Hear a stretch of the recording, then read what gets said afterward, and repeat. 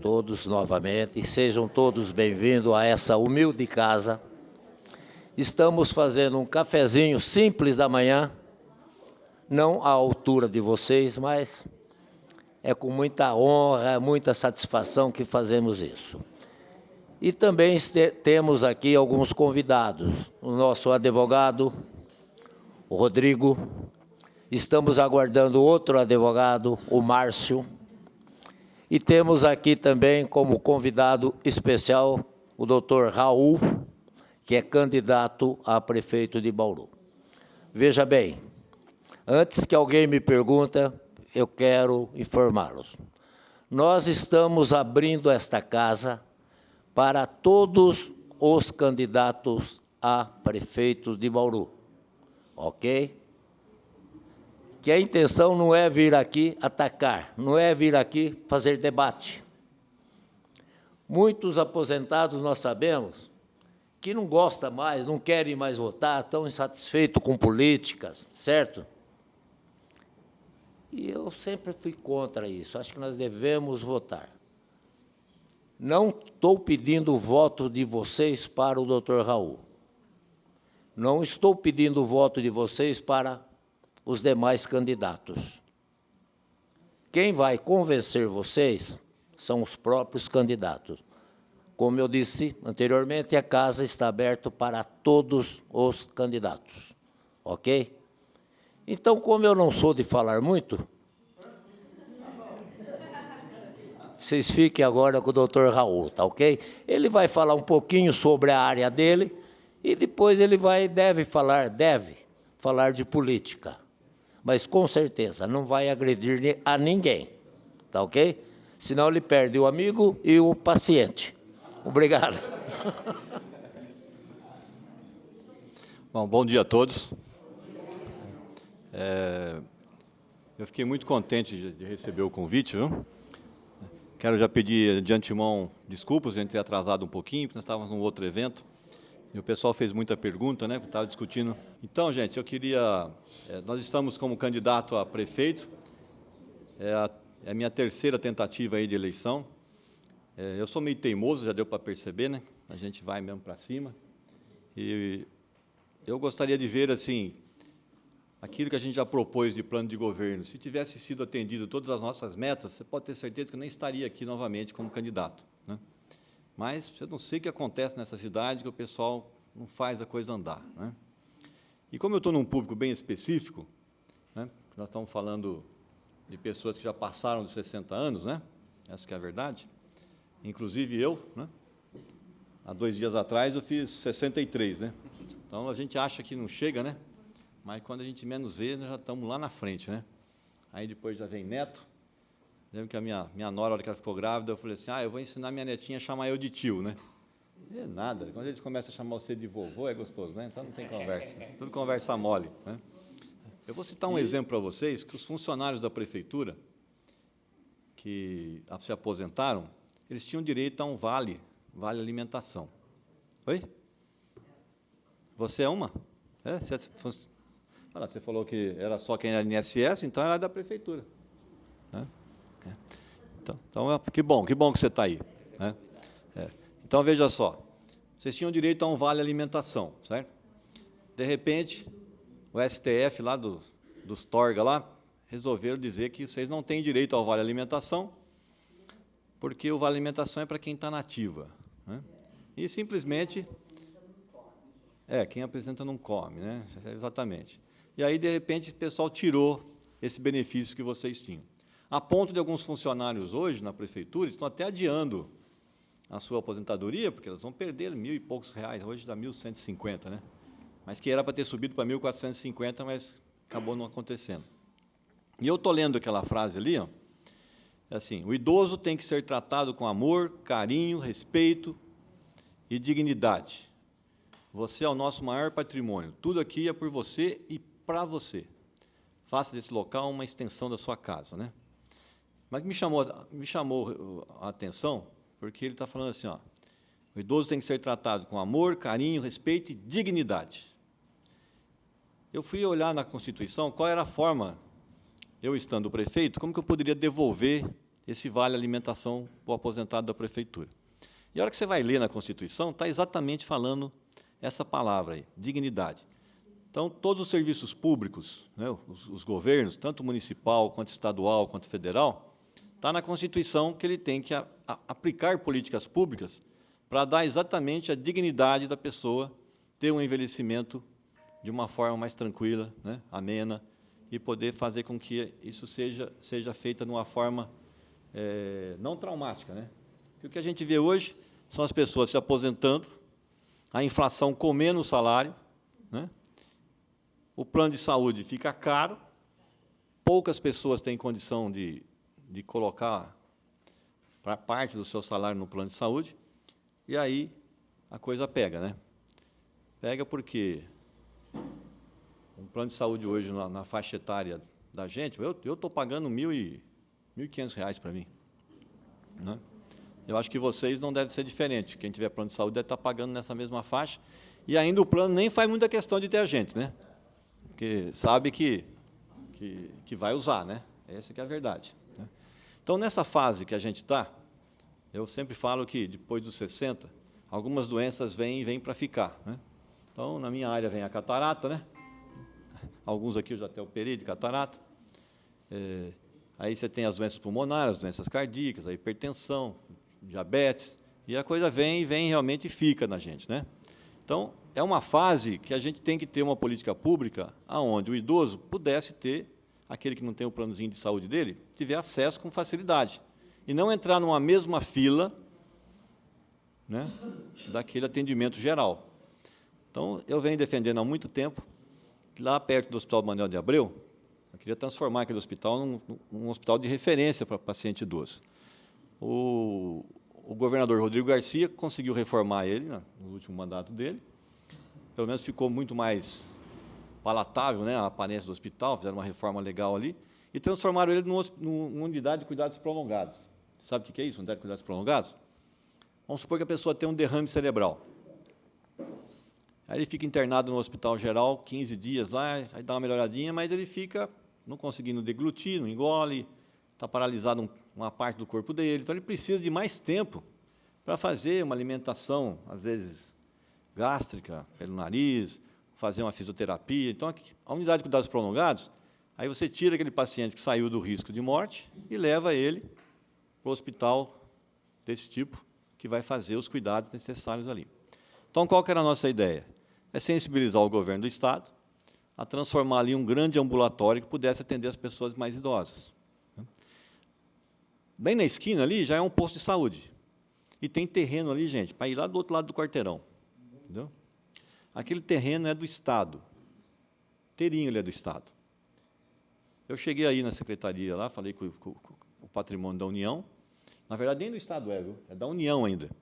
Aí eu fui na Secretaria da União, passaríamos aquilo lá para a União, e a União depois daria um pedaço onde tem um posto de saúde ali já para a gente.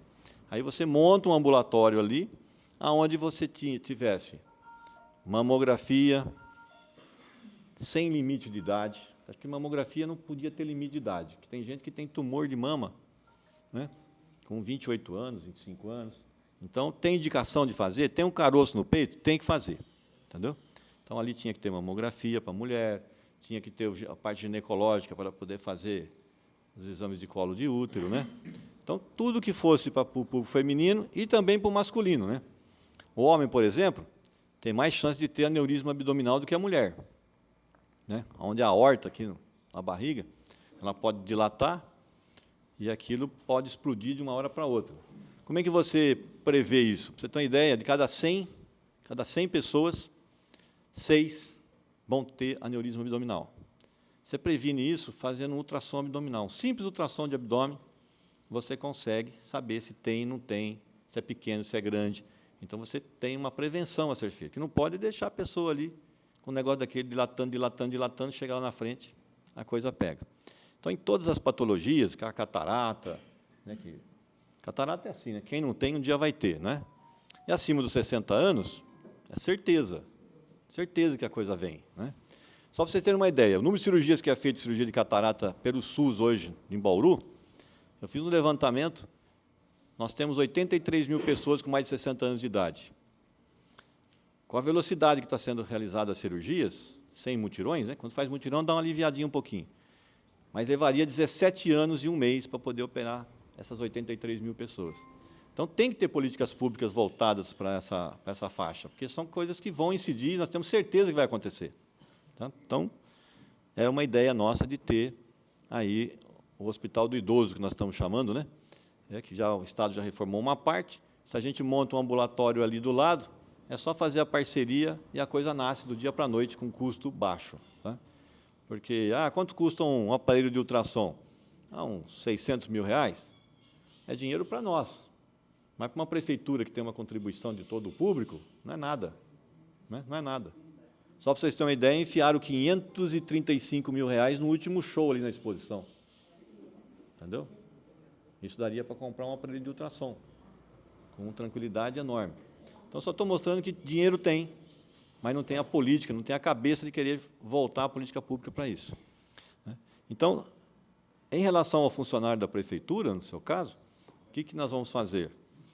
A legislação, como ela está falando isso que eu acabei de dizer, que tem que prover dignidade, então o município tem condição de ir lá e dar um vale nutricional, né? E que eu estou chamando exatamente dessa palavra aí, vale dignidade. Tá? Então, você tem justificativa constitucional para colocar esse recurso lá. E o que foi mais interessante, uma boa parte dos funcionários da prefeitura aposentados hoje, eles pagam imposto de renda. Quando passa do salário de 3 mil, né, 3 mil reais, uma coisa assim, está pagando imposto de renda. Você tem ideia de quanto é esse valor que entra nos cofres da prefeitura, que fica aí já? 2 milhões de reais. Entendeu? 2 milhões de reais. Então, é um dinheiro que já está lá, que eu acho que nunca deveria ter sido tirado do aposentado, que eu acho um crime o aposentado pagar imposto de renda. Já fizemos isso a vida inteira, por que vai ter que fazer de novo? Quem tem que fazer isso agora é o público mais jovem. Né? Alguém alimentou quem aposentou. O público mais jovem tem que fazer essa parte para a gente. É assim que funciona. Né? Então, mas o governo ele é meio fominha, né? Ele gosta de vir morder, sempre morder, sempre morder. Então, morder o aposentado, eu acho assim um negócio desaforento, na verdade. Né? Então, é só para vocês saberem como que é, qual é a nossa ideia em relação ao paciente idoso. Tá? Talvez alguns vão falar assim, ele está legislando em causa própria, só porque ele está velho também, né? Não é.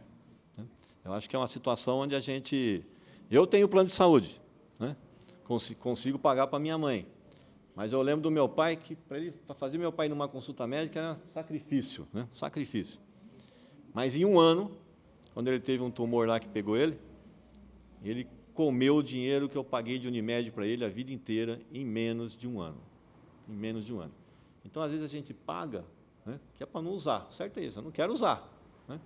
Mas, se precisar, a gente tem que ter alguma coisa, porque senão complica. Só que nós temos apenas 30% da população da cidade que pode fazer um pagamento desse nessa faixa etária. O resto, os outros 70%, não tem. Então, se você pegar as 83 mil pessoas que eu falei, somente 24 mil e poucas vão conseguir pagar um plano de saúde.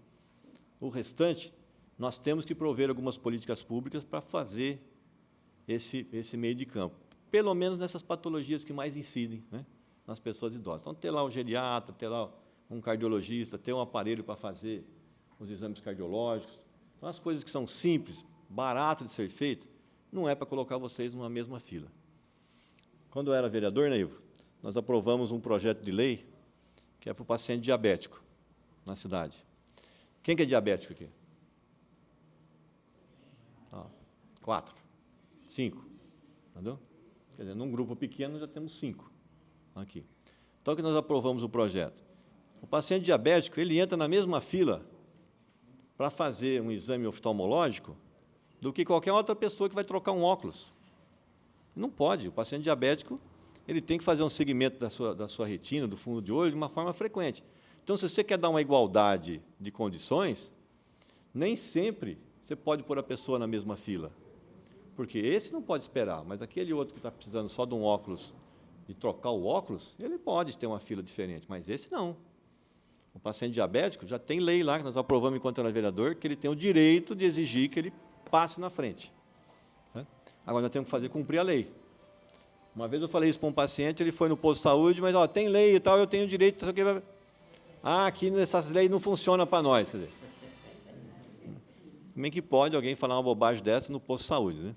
Aí eu peguei a cópia da lei, dei para ela e falei, volta lá, e grava ela falando isso. Entendeu? Então, nem mesmo o município cumpre as leis que estão lá, que ele deveria cumprir. Tá? Então, é mais ou menos isso que eu queria falar para você. Eu vou abrir para eles perguntarem, que fica melhor, né? Porque fica aberto. é um público Para quem quiser fazer pergunta, doutor Raul pode fazer, fiquem à vontade. Nós temos aí pelo menos mais uns 15, 20 minutos, né? Então, vamos lá. Se alguém quiser fazer alguma pergunta, por favor, agora... O compromisso é você. Então, aqui o resto são todos aposentados. Então, vamos lá. Aí, quebrou o gelo, você vai ver. Agora vai chover de pergunta. Eu quero saber qual é a sua pretensão em relação ao UTP, porque aquelas ambulâncias são todas alugadas, não são da prefeitura, não tem ar-condicionado, estão, a maioria, sucateadas e atendendo uma população tão grande quanto é de Bauru. Se bem que agora passaram para o SAMU, então a UTP estão com menos trabalho, mas continua do mesmo jeito. Você fala em relação a fazer tratamento fora do domicílio? Sim. Tá. Eu acho assim, você está me dando uma novidade aí em termos de aparência das ambulâncias e conservação. Né? A primeira vez que eu estou vendo uma queixa dessa é agora. Eu ouvi mais queixa. Eu tenho um filho que trabalha nela. E eu acompanho tudo, então eu sei a situação que está. Então, o pessoal esconde isso bem debaixo do tapete. Tá vendo? Mas é assim, eu acho inadmissível que você tenha uma ambulância que vai levar você, por exemplo, vai fazer um tratamento de câncer lá em Jaú. Né? Você vai e volta, às vezes 3 vezes na semana. Né? Então, isso, se está a ambulância num estado desse, é complicado. Né? Não um risco só para o motorista, Sim. quanto também para o paciente. E tem pacientes que às vezes tem que ir deitado, né? Sim. Então, e não tem ar-condicionado atrás. É bom saber, tá? Já ficou mais uma meta aí para a gente atingir, né? Só para você ter uma ideia, eles compraram, se não me engano, 50 viaturas para o DAI agora, a prefeitura, e mais um outro tanto. Cadê o Guilherme? O que foi comprado agora também? Um monte de carro aí. Para o DAI, né? Porque em posição do... Para o DAI, mas teve mais outra frota que compraram. O que ela está falando é que a maior parte dos veículos da Secretaria de Saúde, eles são alugados, né? Porque a manutenção pela prefeitura ficaria muito cara. Então, eles alugam os veículos para ficar mais barata a manutenção, para não ter a manutenção, você paga o aluguel. Eles andaram comprando, não tem compra, né? Que eu saiba, o que tem mais contratos de aluguel para todas as outras secretarias dos carros, dos veículos, das ambulâncias, tudo. O governo do estado doou acho que 2 ou 3 unidades do SAMU e a prefeitura comprou para a Secretaria de Obras caminhões, aproximadamente 20 caminhões. Eu acho que assim, viagem, tudo bem, uma unidade desse tipo, se for para usar dentro da cidade, até vai, né? Até vai. Agora, se eu usar um veículo desse para fora, quer alugar, porque chega à conclusão que fica mais em conta para não ter manutenção, mas faça o edital exigindo, né? Se você exigir idade do carro, né? A presença do ar-condicionado, a adaptação do leito, né? Tem que ter, se tiver um veículo desse, não dá para colocar um paciente deitado lá sozinho, tem que ter a cadeira da pessoa com segurança, porque e se um carro desse bater? Né? É complicado. Então, a gente tem que fazer o quê? Tem que fazer, se for para partir disso, o próximo edital tem que fazer exatamente isso que eu estou falando, exigir no edital as condições mínimas, como é feito com outras situações aí. Ônibus, por exemplo, tem que ter no mínimo 5 anos, não pode ter mais do que 5 anos de uso. Né? Então, senão a empresa começa a colocar qualquer carro, né, para transporte de ônibus. Aí tem que ser a mesma coisa, tem que usar o mesmo critério. Colocar unidades que estejam no número suficiente. Porque é um problema sério, viu? Quando você quer mandar alguém para fora, né? Ou buscar alguém, nossa, que sacrifício que é para liberar isso. Então, nós tivemos um paciente do IANSP, que estava internado na Beneficência Portuguesa, e aí nós conseguimos que ele transferisse lá para o Hospital do Servidor. Aí a ambulância daqui para lá foi paga pelo IANSP. Na hora de trazer, chegaram para a família e falaram assim, para ir embora você tem que se virar. Não, você deve estar de gozação. Entendeu? Olha a situação que ficou. Aí você vai ter que ficar caçando alguém que conhece lá, tem acesso na prefeitura, para poder pegar uma ambulância, para poder trazer o paciente. Porque às vezes não dá para vir de carro normal, dá para pôr no ônibus, entendeu? Dependendo da situação do paciente. Então, para vocês verem, tem que ter, o município tem que prover algumas unidades, eu acho que tem que comprar mesmo, unidade que ele possa locomover um paciente desse, numa situação dessa, de forma, não falo só confortável, mas com segurança, né? Uma viagem de São Paulo para cá de ambulância, você pode ir por 4 horas. Tem que ficar numa velocidade, não dá para você correr. Muito mais. É. Não dá para correr. Não dá para correr. Leva muito mais. Então, você vê. Então, mas que bom, você já trouxe um probleminha aí para a gente colocar na nossa... É igualzinho eu estou ouvindo sobre farmácia, né? Diz que a prefeitura está colocando as farmácias funcionando só até as 13 horas. Né? Está todo mundo reclamando isso para mim. Né? Então, e alguns, lá, o Otávio Razi, por exemplo, tem que buscar, os idosos lá têm que ir até o Redentor para buscar remédio. Aí eu pergunto, mas que situação é essa, né? Se eu posso pegar um telefone, ligar na farmácia, eu estou com a receita, eu compro por telefone, o motoqueiro vem, o farmacêutico faz a dispensação, ele vem, eu dou a receita para ele, o remédio fica na minha mão, qual que é a dificuldade de levar o remédio do Redentor lá para o Otávio Razi? Não, tem que ser o farmacêutico para dispensar isso. Não, espera um pouquinho, alguma coisa está errada, entendeu? Alguém tirou essa desgraça da cabeça de alguém e pôs isso como norma. Ninguém contesta, entendeu? Então, chegou para mim, você pode ter certeza que a gente vai pôr isso para... E aí, eu vou ouvir os farmacêuticos? Vou. Né? Aí ele tem que me explicar como é que eu compro um remédio na farmácia, que tem um farmacêutico também lá, ele dispensa o remédio vai parar na minha casa. Ué, se eu posso fazer isso de forma particular, o município também tem a condição de fazer a mesma coisa. Não tem nada que eu veja que possa impedir do remédio ir lá para o posto de saúde da vila dele mesmo lá, para ele poder pegar lá. Está com o nome dele, está dispensado bonitinho. Tem uma enfermeira no posto que pode explicar até como é que ele toma. Se tiver alguma dificuldade, ela vai orientar. Eu acho que é muito melhor até do que mandar na minha casa, né? Mandar na casa das pessoas. Então, essa parte da farmácia já chegou para a gente também, essa dispensação de medicamento. Às vezes, vocês não sei se vocês usam os remédios dos núcleos, né? Mas eu estou ouvindo isso nos 4 cantos aí da cidade, que as farmácias estão com horário reduzido. Né? Ô, Raul, tem também o do uso permanente. Por que tem que ir todo mês? Isso já está começando a mudar um pouquinho. Né?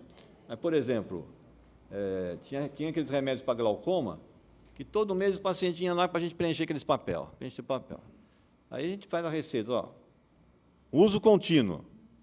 Quer dizer, poxa, os próximos 6 meses, pelo menos, está escrito que é uso contínuo, né?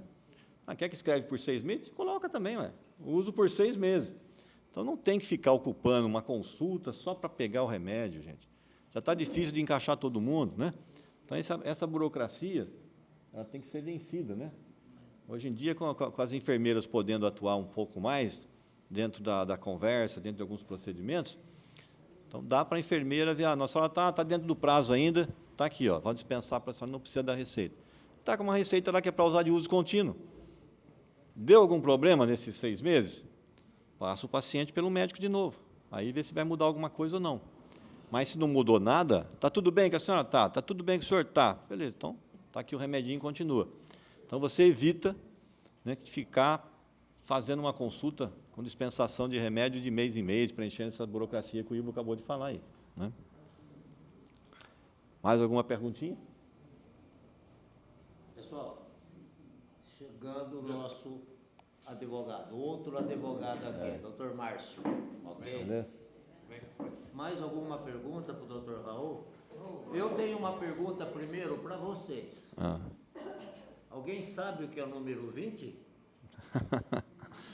Ele não comentou nada até agora. Eu não falei mesmo, esqueci. Mas eu acho que ele vai falar ainda sobre o 20. Agora podem fazer a pergunta.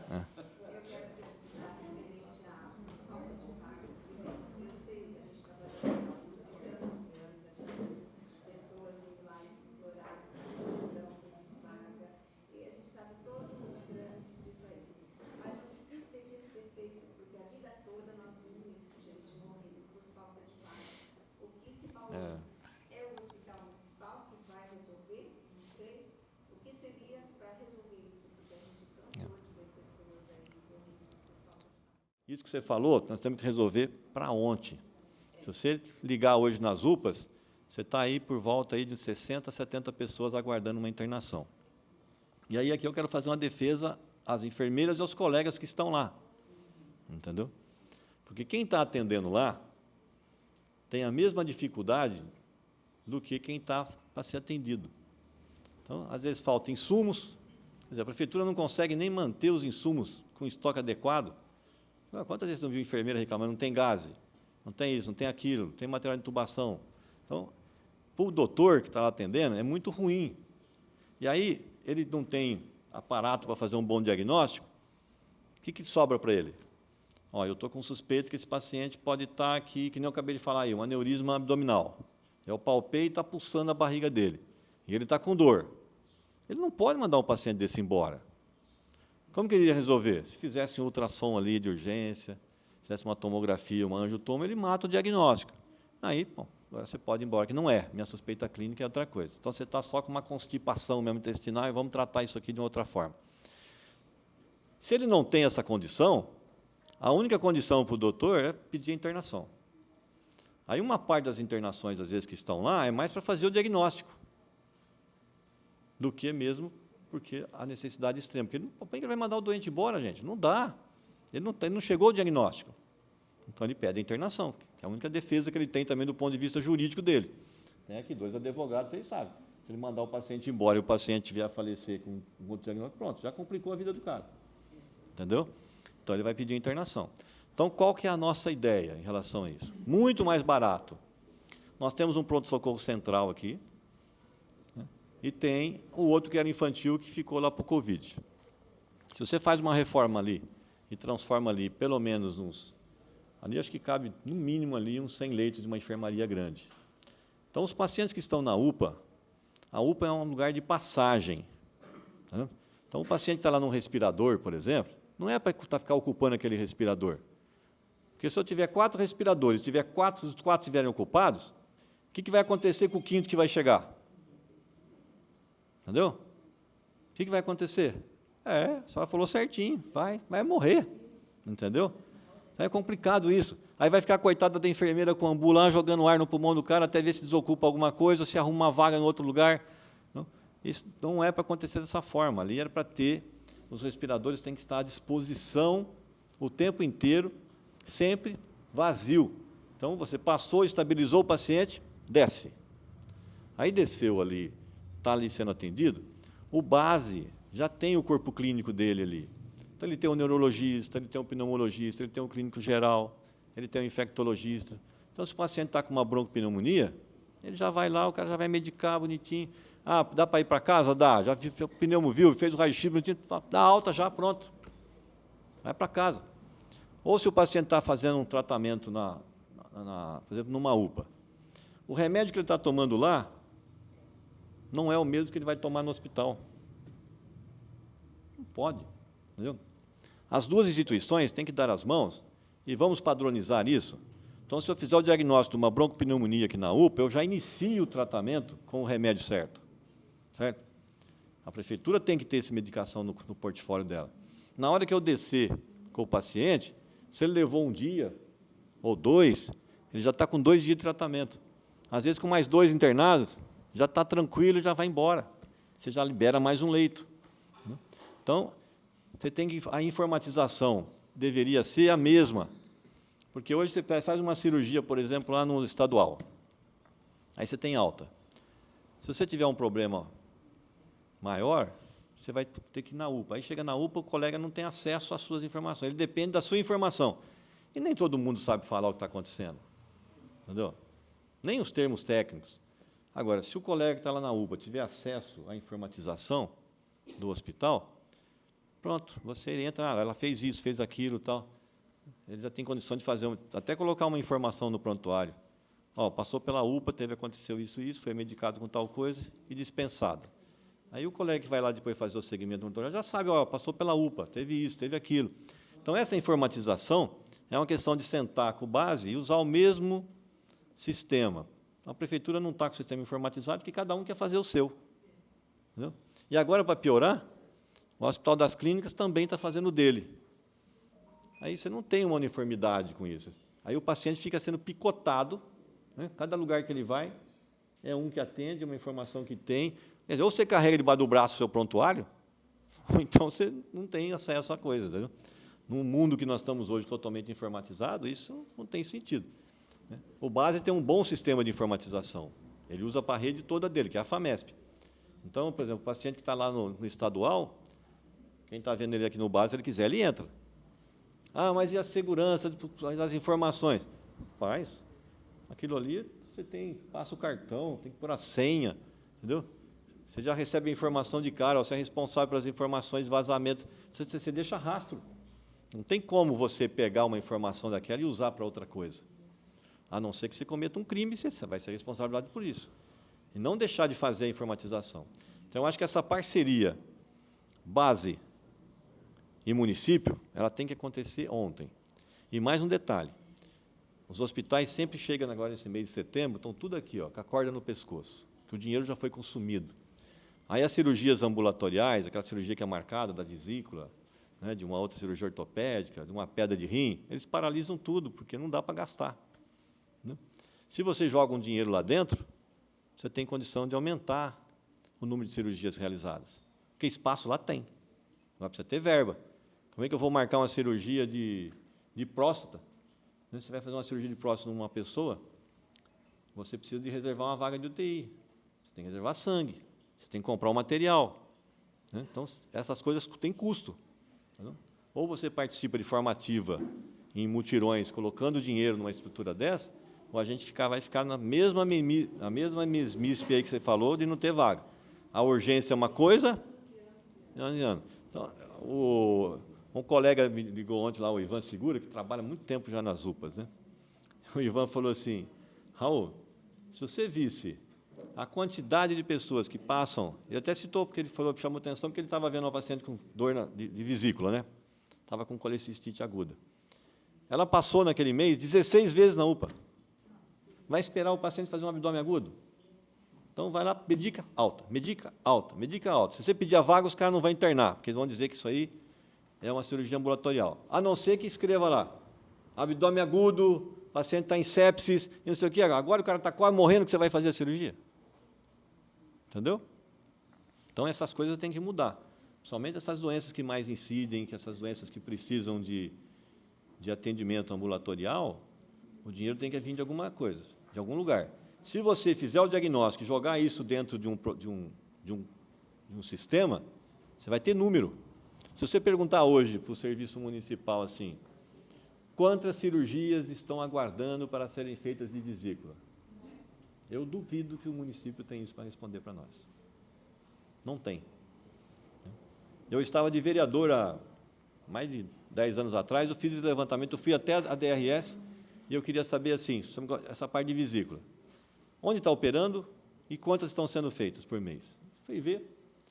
Sabe quantas cirurgias tinham sido realizadas naquele ano que eu fiz o levantamento de vesícula de forma eletiva, ambulatorial? Tipo assim, vou lá, faço meu ultrassom, estou tranquilo, sei que eu estou com pedra, mas estou sem dor. Sabe quantas foram realizadas dessa forma? Nenhuma. Todas tinham sido realizadas na urgência e emergência. Então, as coisas o dinheiro está tão curto, a forma como está sendo gerenciado está tão em desacordo que eles estão operando o paciente só na urgência e emergência. Não? Isso tem que ser cutucado, tem que mexer. Acho que é importante também falar para o pessoal que está aqui, que no nosso plano de governo, né, no plano de governo do Dr. Raul, sobre cultura para a terceira idade. Nós não temos hoje, a prefeitura não oferece nada no setor de cultura para a terceira idade. E sobre os parques lineares, como isso vai beneficiar Isso é verdade. a comunidade, a terceira idade, com os parques lineares que tem no plano de governo do Dr. Raul, como isso vai ser benéfico, porque no plano de governo tem vários parques lineares pela cidade toda, e isso ajuda muito a terceira idade a fazer o exercício, a fazer essa caminhada. Então, acho que é legal você falar um pouquinho disso, né? Porque você sabe que o conceito de saúde é assim, é o bem-estar físico, psíquico e social do indivíduo. Esse é o conceito de saúde pela Organização Mundial de Saúde. Então, não é só a medicina curativa que nós estamos discutindo aqui. Você tem que também ver a outra parte. Então, os parques lineares, o que é um parque linear? É aquele parque que corre, as matas ficam em volta dos rios, né, dos córregos aí. Então, você tem alguns locais, você pega lá no... onde pegou fogo antes, né, na Água Comprida. Ali, aquele parque da Água Comprida, ele começa ali perto do Sambódromo, né, perto do Tavano ali, do Odete, a água nasce ali. Se vocês descerem lá embaixo, porque eu já fui lá, tem muita água. Tem muita água ali. Então, daria para você fazer um parque ali com uma... Tem gente que é adepto de ficar pescando, né, a pesca esportiva. Então, se você fizer um laguinho ali, artificial, dá para fazer um ali até o Marambá, dali depois você passa para o outro lado até a Cruzeiro do Sul, depois você passa até lá na Rodrigues Alves.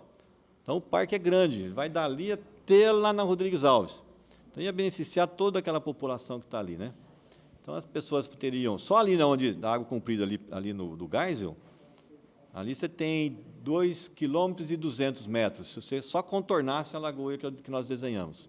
Então, quer fazer uma caminhada, você vai fazer uma caminhada em volta de um parque desse. Vai ter campinho de futebol, vai ter os instrumentos para fazer ginástica. Né? Quem gostar de uma pesca esportiva, a gente vai pôr umas tilapinhas lá para a pessoa ficar brincando. Né? E sem contar que as pessoas que mexem com os carrinhos de lanche, quando tem um local desse, eles vão se instalar lá. Entendeu? Você pode ter lugar de show, ali tem um sambódromo, dá para você montar quase como se fosse um novo Vitória Régia naquela região. Então, você tem, assim, outros pontos para serem utilizados pela população. Né? Essa outra indo lá para a Nações Norte, né? Aquilo ali é enorme, aquele parque ali que ficou. Sem contar que ele tem um morro grande ali, né? Uma parte tem um morro grandão. A minha ideia é levar a prefeitura para lá. Né? Porque aí você já libera o prédio da prefeitura aqui para ter um ambulatório de especialidades do município. O município também tem que ter um ambulatório de especialidades. Porque senão você fica só dependendo do Estado. E quando você depende só do Estado, você entra na fila da quem? De 39 municípios. Essa é uma outra reivindicação que nós temos que fazer. As consultas de especialidade, elas devem ser distribuídas de acordo com a população. Eu moro no Alto Paraíso, perto do Manuel de Abreu. Tem vez que fica 72 horas sem água.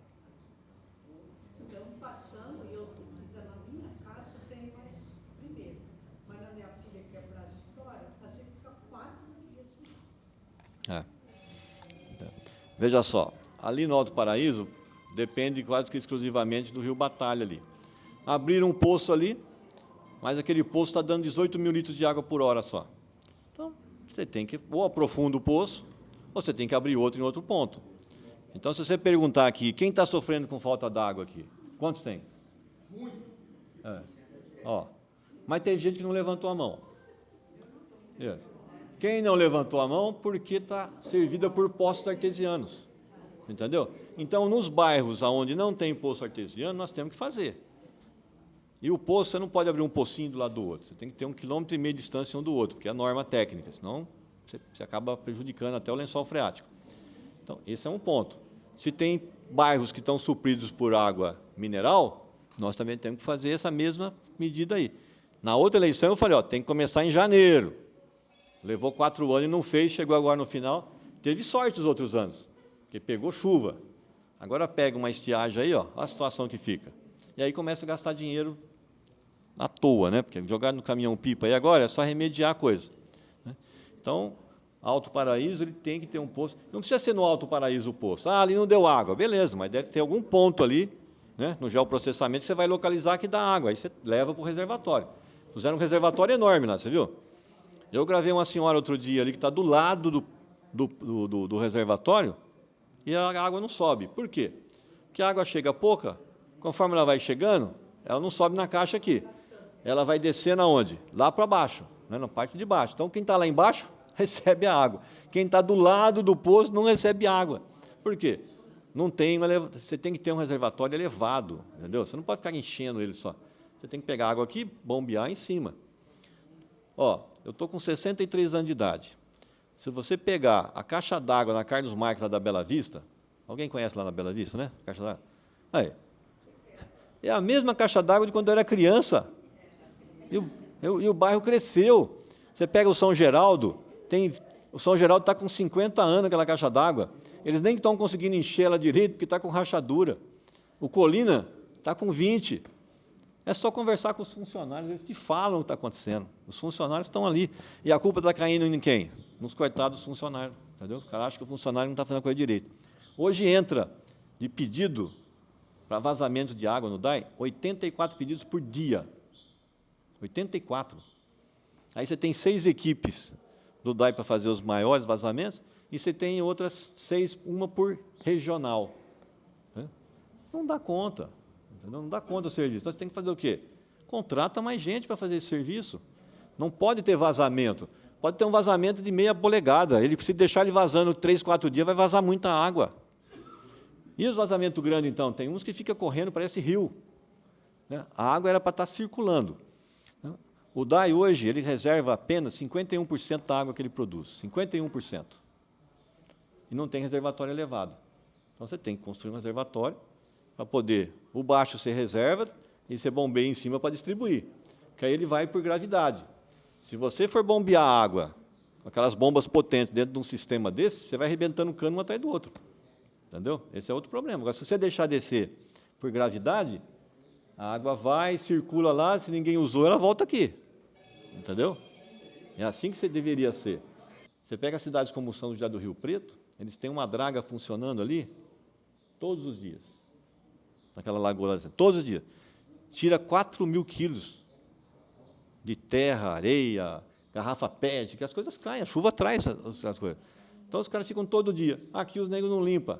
Aí, acontece o que aconteceu agora. Não tem volume de água reservada para poder atender a população. Ali tinha que triplicar o tamanho da lagoa, colocar a draga funcionando o tempo inteiro, em vez de pôr dinheiro em bobagem, né, compra.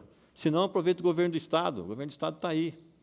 O Podemos, juntamente com o PL, faz a base do governo do Estado. É só pedir. Pede para o governador que ele não vai negar um negócio desse, entendeu? Aí você põe uma draga lá, põe 2, que é melhor ainda. Né? Aí o tempo inteiro você vai limpando. A própria terra que você tira, você já leva lá para o DAI numa linha coberta, para a terra ficar seca. Porque hoje você viu como é que o DAI faz o conserto? Ele não tem terra. Ele vai lá, está tudo molhado, vazando, ele vai lá, cava. Aí faz o que tinha que fazer, ele põe a terra molhada de novo. Por que ele já não põe a camada de asfalto em cima? Está molhado, porque ele vai descer. Se ele tem uma terra seca, ele leva essa molhada embora e já deixa seca ali, já pode pavimentar. Então, essas coisas, eu não sou expert nisso, eu aprendi conversando com os próprios funcionários. Entendeu? Então, o DAI, você não tem que privatizar o DAI, entendeu? Porque o DAI, ele é uma... se eu oferecesse para vocês uma empresa que você vai vender o produto de forma exclusiva para a cidade inteira, todo mundo quer, e briga que quer mais água, e paga à vista, uma empresa dessa não dá errado nunca. Cidades onde foram privatizadas, como, por exemplo, Piratininga, aqui uma casa com 3 pessoas está gastando em torno de R$100 de água. Piratininga, 300, porque pôs a Sabesp. Entendeu? Colocou a empresa que vai visar o lucro, você não tem mais controle de quanto vai aumentar. Se a empresa é sua, você trabalha com dinheiro apenas para fazer as coisas acontecerem. Então, a sua água vai ficar mais barata. Entendeu? E você pode, inclusive, ter a tarifa social. Quem não pode pagar, você dá água, não tem problema. Né? O senhor acha que para fazer essa privatização que fala que vai fazer, a população não devia participar disso? Se quer ou não? Então, tentou fazer isso, mas você já participou. Você elegeu os vereadores. Entendeu? E esses vereadores que foram lá e brigaram para que isso... E ela conseguiu ter os vereadores do lado dela. Por isso que eu falo, querendo ou não querendo, votando ou não votando, nós vamos ter um prefeito eleito daqui a pouco. E ele é que vai decidir onde põe o dinheiro. Ele que vai decidir. Ele que vai decidir se vai ter um atendimento diferenciado para o idoso, ele que vai decidir se vai abrir posto lá no Paraíso, ele que vai decidir se vai ter mais vaga na UPA, uma parceria com o BASE, ele que vai fazer isso. Se ele não tiver isso na cabeça, ele fica lá, entendeu? Então, a participação, quando elege vereador, também é importante, porque ele está representando você lá. Os 2 vereadores nossos do Podemos votou contra, entendeu? Votou contra. Até porque a forma como está sendo colocado é uma concessão para 30 anos. Dá 3 bilhões de reais. Depois que você pôs isso lá, você não traz mais de volta. Entendeu? E eu sou contra. Você quer fazer terceirização do tratamento de esgoto, porque dinheiro para construir estação já tem. Está faltando competência para fazer a obra. Mas você quer pagar tratamento de esgoto, você paga na boca. Ó, eu estou pagando para você tratar em litros, tá? Eu vou lá, está saindo a metragem, você tem um relógio contando, aí você tem uma forma de medir isso, vou lá e pego um copo, opa, está limpinho, opa, está limpinho. Pega lá uma frequência, você sabe se vai estar tratando. Não tratou, não está dentro da norma, não pago. Entendeu? Estou pagando pelo tratamento. Agora, ficar colocando isso atrelado à conta de água, vai subir a água, vai no mínimo dobrar. No mínimo dobra. Entendeu? Então, é triste, né, quando a gente vê isso. Mas você pode ter certeza que se eu chegar lá, a primeira coisa que eu vou fazer é segurar esse treco aí. Ação de tratamento de esgoto, que sai e que continua jogando muito esgoto em Sim. todo o rio, além do Batalha, o Tietê. É. Então, e nós ainda... Então, tem duas coisas. Foi contratada uma empresa na época do governo do Rodrigo Agostinho. A empresa alegou que estavam faltando projetos executivos e pediu aditivo, um pede outro, pede outro. Aí esses projetos, esses aditivos todos, esses projetos executivos, não foram realizados, a empresa não teve como fazer. Aí ficou aquela briga, não, faz, não faz, tem, não é obrigação minha. Nessas brigas, quem perde é o município sempre. Porque o dinheiro que tem para fazer, hoje, dá para terminar a estação. Mas se a gente ficar demorando, o dinheiro vira pó. E aí já não termina mais. E o que está lá construído, eu conversei com o Casopone Engenharia uma vez para ele me dar uma orientação mais técnica sobre isso. Ele me respondeu o seguinte, falou, mais 3 anos aquilo lá abandonado, tem que demolir. Vai ter que demolir, aí perde tudo que já foi feito. Já foi feito. Mas isso é incompetência total, entendeu? Eu teria feito diferente. Quer dizer, se eu tenho dinheiro, a empresa me comunica que está faltando os projetos, muito bom, quanto custa isso? Pede um aditivo aí, você se responsabiliza e termina a obra. É assim, é na conversa, entendeu? É a conversa, o cara ele tem que mostrar para quem ganhou a licitação que ele quer ver o problema resolvido. Entendeu? E se a empresa não está dando conta, aí você rescinde o contrato e contrata outra, entendeu? E põe para funcionar. Tem que ser rápido.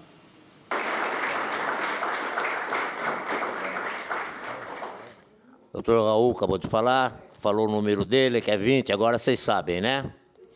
Ele está dispensado, mas vai ficar à vontade para, se quiser, comer alguma coisa, tomar um suco, um cafezinho, um leite, né? Você vê que o homem está magro, nunca engorda, né? Nunca vi ele gordo. Isso aqui é corpo de bailarino espanhol. Agora, como eu disse no início, nós estamos com 2 advogados. Deixa eu explicar para vocês por que 2. Temos o doutor Rodrigo, que é contratado por nós. Eu que fiz o contrato dele, é da minha subsede. E temos o doutor Márcio, que é contratado pela diretoria minha nacional de São Paulo, ok? O Márcio atende aqui, nós emprestamos uma sala para ele, toda quarta-feira no período da manhã. O Rodrigo atende qualquer dia, agendamos horário no escritório dele, no início. Rodrigo, para todos os nossos sócios. O Márcio não há necessidade de ser sócio, pelo contrário, para não sócio. Eles têm um escritório em São Paulo, que eles ligam para as pessoas aqui em Bauru, agenda a quarta-feira e o horário, e ele vem atender aqui. Agora fica aberto para eles, se eles querem falar alguma coisa, e pergunta para vocês, para o advogado. Eu sei que muita gente aqui tem ação ainda na justiça. Qualquer coisa pode perguntar. Ação do PIS eu já respondo já. Esse ano não sai. Qualquer coisa nós temos que falar com o careca, não aquele que está ali atrás. Cadê ele? O João. Tem um careca ali. Falar com o careca feio lá de Brasília, tá? Vocês sabem quem é, né? Que está parado com ele. Ação do PIS. A do Fundo de Garantia, idem. Tá? A do poder de compra, infelizmente, nós já perdemos, gente. Tá ok? infelizmente. Alguns até já me conhecem aí por algumas assessorias jurídicas, algumas análises de aposentadoria, em especial referente aos golpes, aí, aos empréstimos consignados que o pessoal tende a aparecer aí. Continua aberto a esses atendimentos, é só conversar com o Zé, a gente marca um horário e tudo mais. E gostaria só de trazer também uma novidade aqui para vocês. Eu, juntamente com o meu sócio Dorival, nós estamos encampando agora um novo projeto que chama RD Precatórios.